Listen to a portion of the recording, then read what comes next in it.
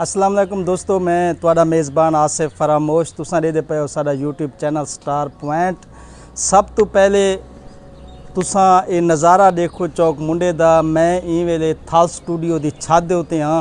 मैं तो सब तो पहले नज़ारा दिखाना पूरे शहर दा, हाजियाबाद दा, महला फजल टाउन दा। उस तो बाद एक बहु मज़ेदार जिहड़ी है ना, मैं तो गाल सुना सा। पहले तुसां नज़ारा चेक करो।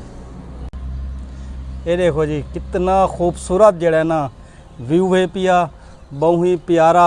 और मौसम भी जड़ा ना आज बहु खूबसूरत है। बदल बड़े वदन और बारिश आई है अगे थोड़ी जी ना, तो उम्मीद है कि शाम को वाल बारिश आसी। ये देखो जी, बड़ा खूबसूरत जड़ा है ना नज़ारा है पिया। तो हुण सुनवाने तो एक बड़ी मज़ेदार जी गाल। एक बंदा आई उंदी थीवन लगी शादी। पुराने दौर दे विच ना जिले कहें दी शादी थी वे ना, तो जड़ा घोट होया गभरू दूल्हा उंदे वास्ते जुत्ती बनवांदे हन, जेड़ी बरात लेदे पावनी होंदी आई। वो शाही दी जुत्ती को आदे हन।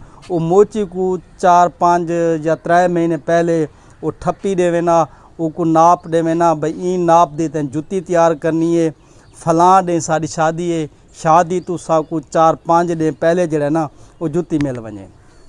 इवें एक जवान दी शादी थीवन लगी। वो गया मोची को आखा जनाब मेरी फलां डे जड़ा ना शादी है, ते तुसा ना मेरी जुत्ती बनावनी है, तिले गात जुत्ती। मोची आखा मलिक साहब परेशान न थी, ऐसी जुत्ती बना के देसा ना कि लोग तेरे मुँह वाले पासे घट ते पैरां वाले पासे ज़्यादा देख सन।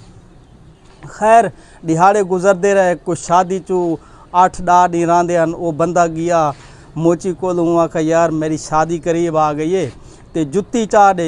मोची आखा यार हाली शादी चू ना 8-10 दिन रहिंदे न, एडा कहीं ते को बाल है ते पावनी ते शादी वाली दिहाड़े जी बरात है। जुत्ती मैं बनांदा पिया मलिक साहब, ऐसी जुत्ती हो सी ना यकीन कर तू बस सारी ज़िंदगी याद रखे से। खैर शादी तो 2 दिहाड़े रहिंदे हन। वो वल गया मोची को आखा यार जुत्ती चाह दे मेरी तो परसों शादी है। वो आखा यार शादी तेरी परसों है, आज तो नहीं ना, परसों जुत्ती पावनी है। तू वन जुत्ती तैयार थी कि आ वैसी जुत्ती तो बड़ी मेहनत थी पई है। हत्ता के शादी वाला डे आ गया, मोची जुत्ती ना घेन आया। जेले खारे चढ़ोने वो कहें दिशो दे मांग मूंग के या जिमें ही आई, वो पा के गया डोली घेन के आ गए। अल्लाह ताला उन बंदे को पहला पुत्र चा दिता। वो आज वड्डा थींदा, कल वड्डा थींदा। 20 साल दा जेले थिया ना, उंदे पियो उंदी शादी दे ॾींहुं रखे चा, ते उसे मोची को दोबारा पहुँच गया। उको आखो यार गाल है मेरी शादी थी जुत्ती तो नहीं बनाई मेरी शादी दे उत्ते, लेकिन हुण मेरे पुत्र दी शादी है, ठप्पी तेरे को आई खड़ी है, हुण मेहरबानी करें जुत्ती टाइम नाल बना देवें। वो आखा मलिक साहब एदी ठावे पहली गलती दी एक दफ़ा वला माफ़ी, ते भतीजे वास्ते ऐसी जुत्ती बनाए सा ना कि याद करे सी। खैर दिहाड़े गुजरन पाए गए। इवें शादी चू 7-8 दिहाड़े रहिंदे हन। वो मलिक साहब वाल गए मोची को आखा यार वो जुत्ती चाह दे। आखा यार वो हाली शादी चू 8-10 दिहाड़े रहिंदे न, तू वन मैं जुत्ती बनांदा पिया भतीजे दी, इंशाल्लाह जुत्ती तुसां याद करे सो ऐसी जुत्ती बनाए सा। हत्ता कि मुक्ति गाल मुकामा उवें जड़ा ना शादी वाला ॾींहुं आ गया, मोची जुत्ती ना बनाई ते ना घेन आया। मलिक साहब को कावड़ बड़ी लगी वधी आई। हुण जिथों बरात लंघनी आई ना, मोची दा घर राह चांदा आई।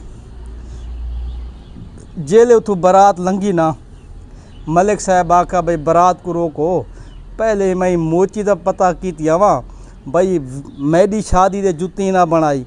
हुण 20 साल बाद मेरे पुत्र दी शादी है, ते अज ही जुत्ती नहीं बनाई। मलिक साहब बड़े गुस्से चान। मलिक साहब गए, उन्होंने कुंडा खड़काया, मोची बहर आया। वहाँ का यार तेको हया शर्म नहीं आता कि मैं तेको अपनी शादी वास्ते जुत्ती आखी है तैना बनाई। 20 साल गुजर गए, आज मेरे पुत्र दी शादी है तो जुत्ती क्यों ना घेन आया। वहाँ का मलिक साहब एक दफ़ा वला माजरत, जुत्ती बई सारी तैयार है, सिर्फ तला रहा है। मल्ले को तो कावे लग गई। वहाँ कहो मरे 20 साल तैं सिर्फ इतनी जुत्ती तैयार की है, तला हाल ही रहा है।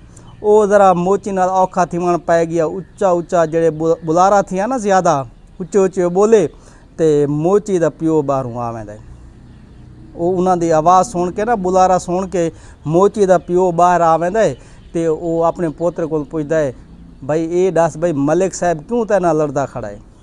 मलिक साहब आखा भाई इंदे को क्या पुछदा है, मैं ते को दसेना मैं क्यों लड़दा खड़ा इंदे नाल। इको मैं 20 साल पहले अपनी जुत्ती दा आर्डर दिता आई, इको मैं साई दी जुत्ती बनावनी दी आई, ठप्पी दी आमी, मेरी शादी गुजर गई, जुत्ती ना बनाई। हुण 20 साल बाद मेरे पुत्र दी शादी है, हाल ही तक की याद है तलारां दा है। ते मोची दे प्यो पता क्या आखा मोची को, मोची दे प्यो मोची उगाल कढ़ी उहाँ कहो तैक मैं रुकेंदा ही होना कि जेड़े एडे उतावले होवे ना उन्हां दी ठप्पी ना गिदी कर। मलिक आखा वाह भाई वाह, क्या पोतरा है ते क्या अगू प्यो है। उहाँ कहो हाल ही असां उतावले हैं, 20 साल उहाँ के थी गए ते जुत्ती दा आर्डर दिता होया ते 20 सालां दे विच हाल ही तक जुत्ती दा तला नहीं बना तुहाडे कोलों ते उतावले असां हैं। उहाँ आखा भाई तुसां ढेर हो। ते मलिक साहब आखा भाई दफ़ा करो इन्हां को। मलिक साहब गए, वो अपने पोतरू को परना शरना के जिमें घेना है। तो गाल करने का मकसद ये है कि कुछ लोग होंदे अगर वो कोई गलती करे नहीं सही तो गलती तस्लीम नहीं करें दे, हमेशा कोई ना कोई उज़र कोई ना कोई बहाना इो जिहा को लेंदे कि अगले बंदे को हथों कूड़ा करें दें। उम्मीद है कि तो आपको ये व्लॉग पसंद आया हो सी। ये यार सारे वीडियो को शेयर ही कीता करो ते लाइक ही कीता करो ते चैनल को सब्सक्राइब भी कीता करो। अल्लाह पाक तो सारे को अपनी हिफ्ज़ मान दे विच रखे। अल्लाह निगहबान।